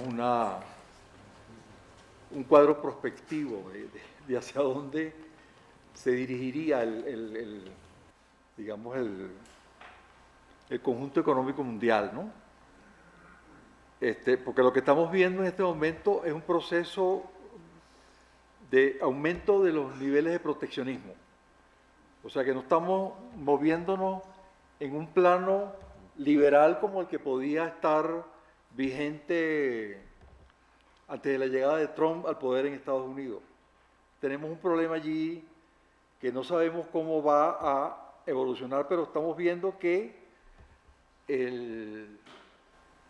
las perspectivas económicas que hace OECD para el próximo año ya están corregidas en varias décimas de punto, el crecimiento económico mundial, como consecuencia del proceso de sucesivos ataques arancelarios de lado y lado, que ya no son solo arancelarios, sino que también ya están tocando el nervio inversionista, como es el caso de Huawei, con todo el tema de los componentes electrónicos de la telefonía que manejan ellos, ¿no? Entonces, yo creo que ese es un punto que habría que introducir en la discusión, porque la discusión es de si tendríamos otro sistema monetario distinto, mundial, del que tenemos ahora. Es decir, de si tendríamos un sistema paralelo al de las monedas de reserva que se crearon desde Bretton Woods hacia acá, primero con la preeminencia del dólar y luego con la aparición del euro del 91 hacia acá. No sabemos en realidad el vigor que tomaría la moneda china, el yuan, el renminbi. No sabemos cuál es el valor que tomaría como consecuencia de la estrategia de la ruta de la seda, que es un proceso de colonialismo de nuevo tipo que China está desarrollando a nivel mundial y que comienza a retar a la propia Unión Europea cuando Italia consiente en dejar entrada de capital chino para hacer infraestructuras allá en la península. Entonces, lo que te quiero destacar con esto es que es compleja construir una respuesta a tu pregunta.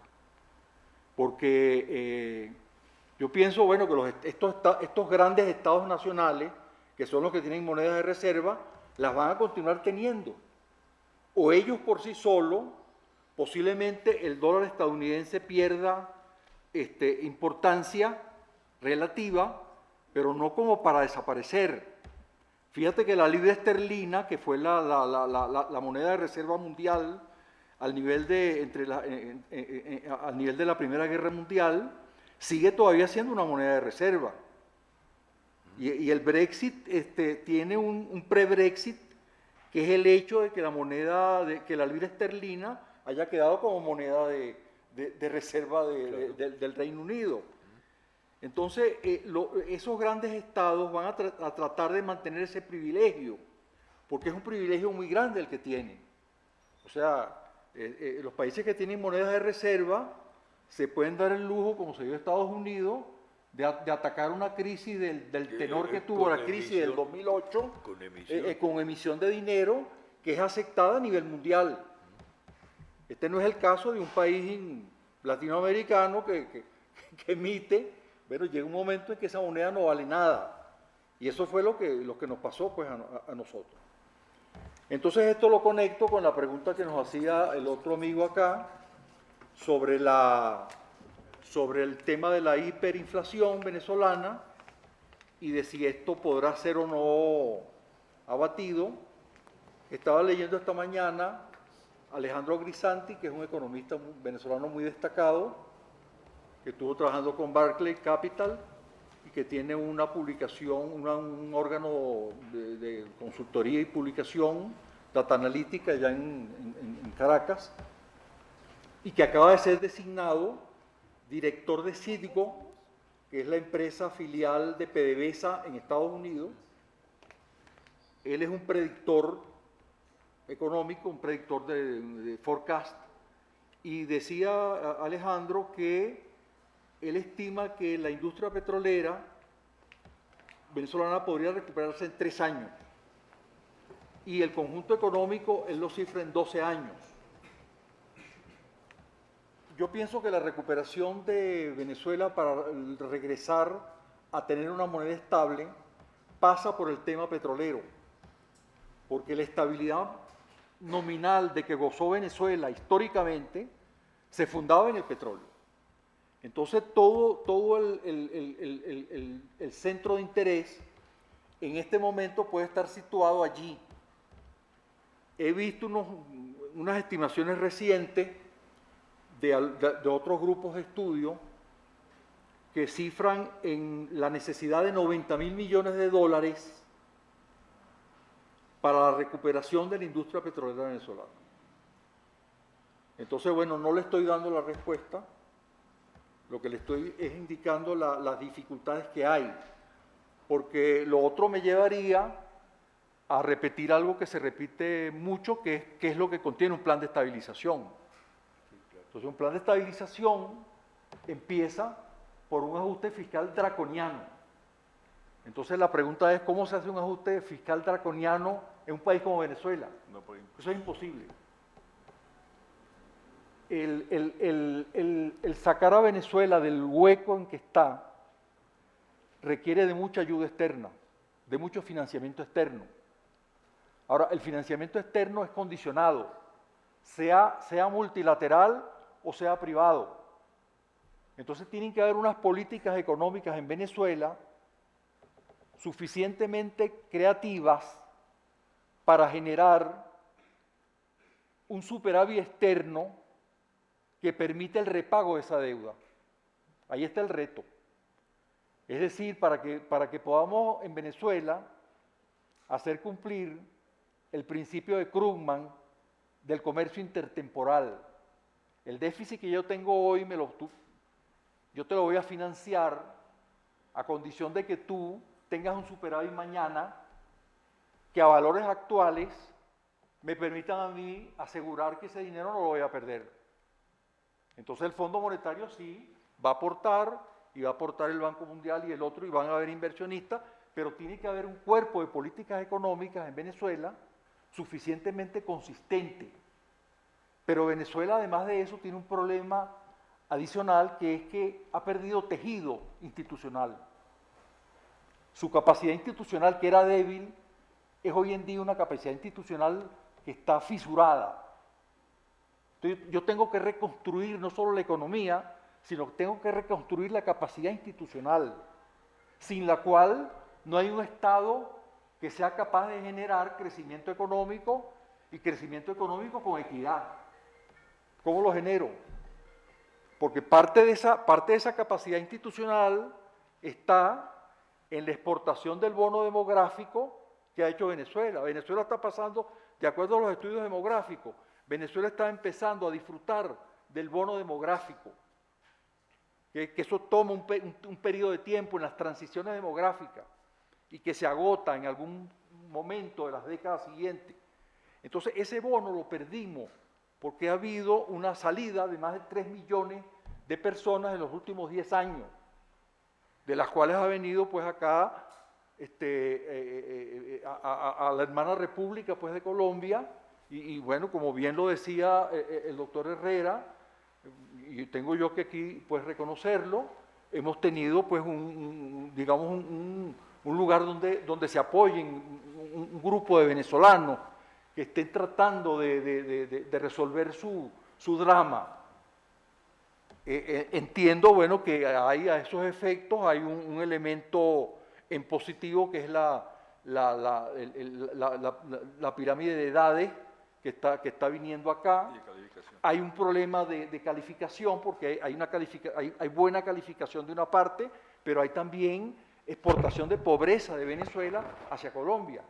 Y entonces los índices de pobreza del DANE pueden empezar a registrar ese fenómeno. Ya subió el desempleo, ya subió el desempleo. Y ya subió la tasa de desempleo. A lo mejor está allí incorporándose ese factor. Entonces lo que le quiero decir con esto es que es muy complejo responder eso. Eso de cuándo vamos a salir de este drama. Ahora, salir de este drama supone que tiene que haber una solución política. Y esa solución política entiendo que es la que está gestándose de una manera muy infructuosa todavía y costosa, porque cada día que pasa es un costo social y humano que se va agregando. Van deteriorándose los servicios públicos, la logística venezolana está en un estado lamentable, los suministros básicos de logística básica, electricidad, agua, gas, teléfono, ahora gasolina, es algo increíble. Entonces las tareas que hay son unas tareas que van a reclamar dinero y capacidad institucional y mucho apoyo externo.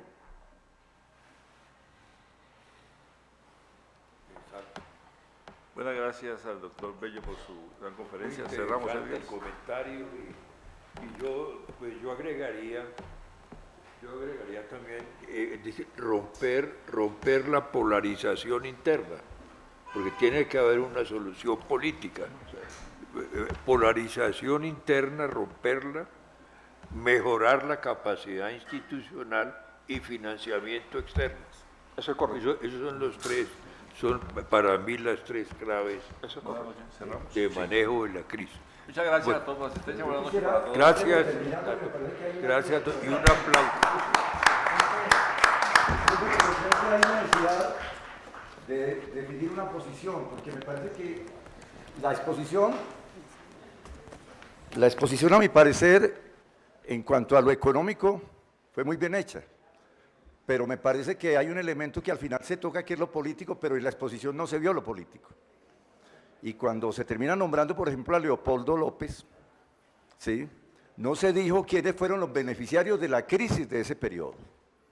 Que me parece que era necesario mirar que son los actuales defensores de la salida frente al problema. O sea, si los mismos, que fueron los que se favorecieron, ¿quiénes eran los beneficiarios de cuánto era la bancarización en ese periodo? Que era bueno decirlo.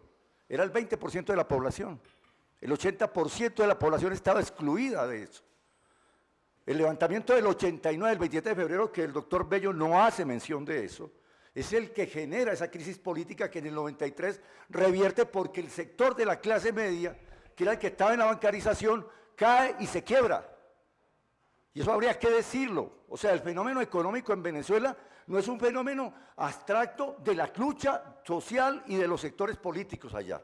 Y esos sectores políticos, tipo Leopoldo López, beneficiarios, el Leopoldo López sobrino o familiar de los Mendoza.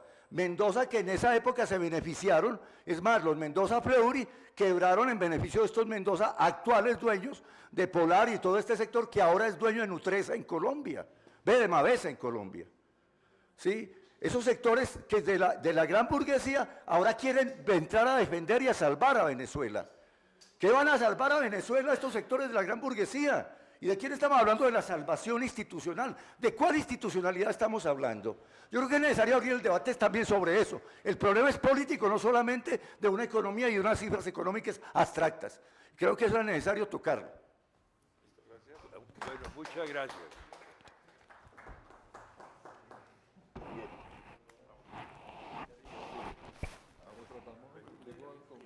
Bueno, entonces nos reunimos. No, el lunes yo no puedo. No, el martes no Me ha podré. salido, bueno.